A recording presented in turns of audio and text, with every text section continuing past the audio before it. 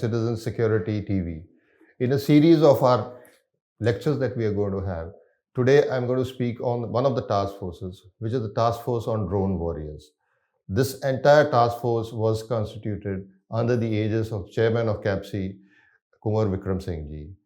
In this particular task force, it was also discussed that we should have what type of task force should this be, what would be the aims, what would be the objectives, what was the roadmap taking it forward.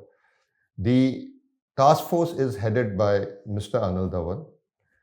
The team members or the task force members are Mr. Harshvardhan Sharma, Captain Sunil Dogra, Brigadier Baldev Singh, Mr. Manan Batra, Mr. Sanjeev Paul, and Mr. Sudhir Vasin from a CAPC perspective also joined in this particular task force. The government has very large and very ambitious plans, which is under the aegis of the Prime Minister Narendra Modi, for the Vikshit Bharat, Surakshit Bharat. In this, we are going to train more than 2 lakh drone warriors. Yes, my dear friend, 2 lakh drone warriors would be trained by us. And we would also be supporting the private security industry because that is the backbone. We would be taking people from the private security agencies, training them, and of course, upskilling their skills. Now, in this entire perspective, the meeting, it was also discussed that how and why and when we should go ahead with it. We are also talking of strengthening the security and the drones for the management, also enhancing collaboration with the security agencies, addressing certain challenges, anti-drone measures, etc. Another important part is that what is going to be the role of CAPC?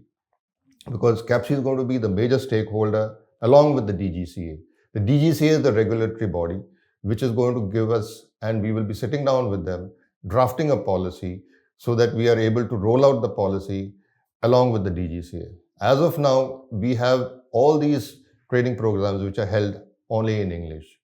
It would also be recommended that we have vernacular languages so that we have a larger base of people. Upskilling, of course, like I previously spoke of, is one of the major things that is going to happen. A normal security guard will be upskilled to a drone pilot. We also spoke of the challenges with the UTM. As of now, there is a UTM, but it is not very specific. A policy needs to be rolled out for the UTM. And also, what are going to be the operational facts? How are we going to use it?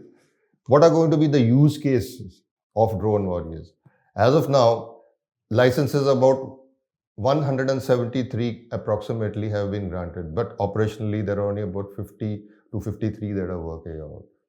And we need to really work down on the support of the government because there are no standardized syllabuses for this. A key consideration would be what are going to be the financial implications also.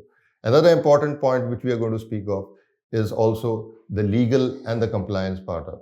With the new act coming into it, there are legal complications, there are privacy complications that would come up.